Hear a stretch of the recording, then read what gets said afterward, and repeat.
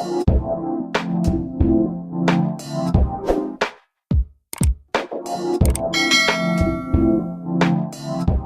everyone, this is D Movieman coming to you all with another at-a-theater reaction / review. This time for Alien Romulus, directed by Fede Álvarez. Now, I think like a lot of franchises, we have at least a couple of films that are solid, and then once we get to a threequel, it's just like downhill from there. And as most people, I can definitely appreciate Alien and Aliens. I enjoyed Prometheus, couldn't stand Alien Covenant, didn't feel like going near Alien 3 or Alien Resurrection. I'm just like, no, please. So I think at the very least, I was intrigued to see if this film was a return to form in some way.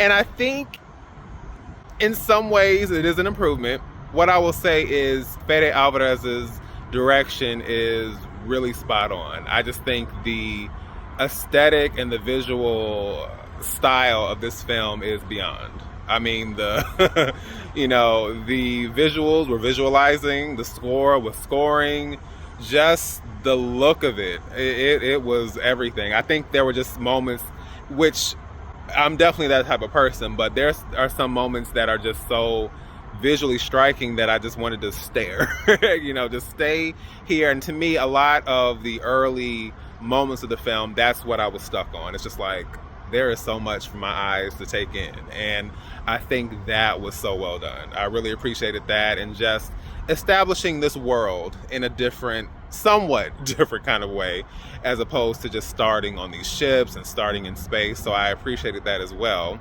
So part of where things go awry for me is in the latter half of the film. I think it's really interesting as far as like what we're building up to begin with, and how things are going to develop. How is the Xenomorph going to play into this, because that's coming. The face huggers, like, how is this going to go? And it's interesting at first, and then I just think that latter half, I was just like, what are we doing? It just always gets to that point somehow. And of course, somebody is going to start their car while I'm recording this, but who cares?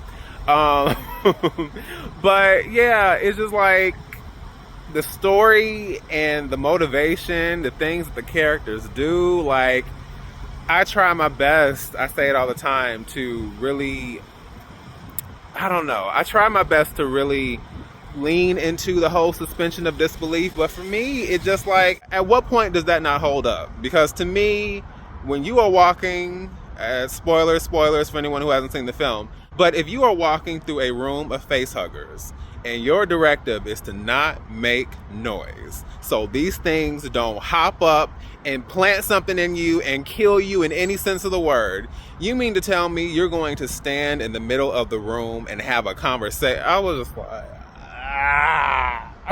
why?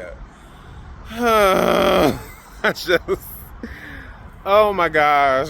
That's when I was like, oh Lord, y'all are doing this. Y'all are really doing this. And they did. And I just, and I still was hanging on. And I will also say that I think that David Jonsson was the standout for me as Andy.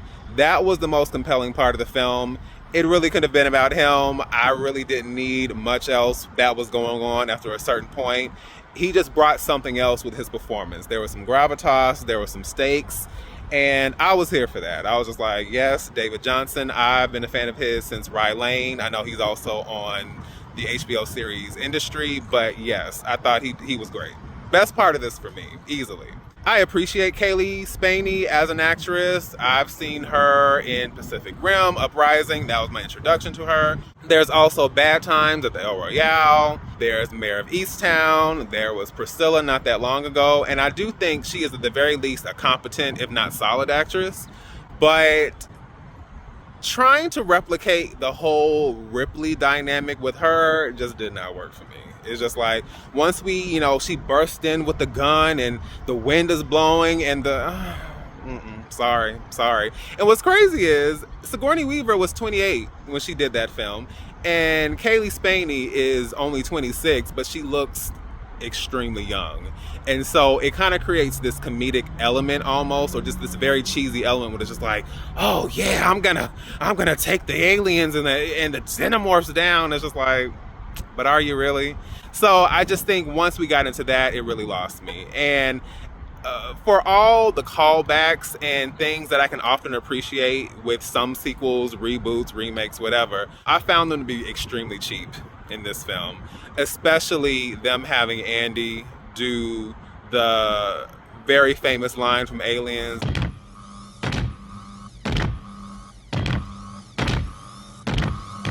Get away from her, you bitch! I was just like, why would he say that? Is that a part of his programming? Why? And it just felt, it felt like a thud. I was just like, this is not real life. Like, who looked at the script and said, that's what we need to do? I just, no, I'm so sorry. And it's so frustrating because I can see the promise and I appreciate what they were trying to delve into, especially when it comes to, now that I'm thinking about it, I'm like, do I really? I have an idea of what they were trying to introduce and delve into, but to me, it just didn't land. It really didn't. And when it came down to the end, I was just like, as far as this tying into the overall franchise, was this needed? No. And unfortunately, it's just another example of a film that just feels more like a cash grab, and it's not really honoring the legacy of the original or the original franchise. I know that's what it's trying to do, and I think it almost feels like it's going to succeed, but after a certain point, it's like, nope, I'm so sorry. So kudos to, like I said, the look, kudos to the score and so many aesthetic choices and visual choices, production design, all of that, David Jonsson's performance especially, but everything else, I'm not going to say I regret watching the film, but again, wasted potential is a no for me. So, yeah, maybe next time, Alien franchise or not. Yeah, there's that.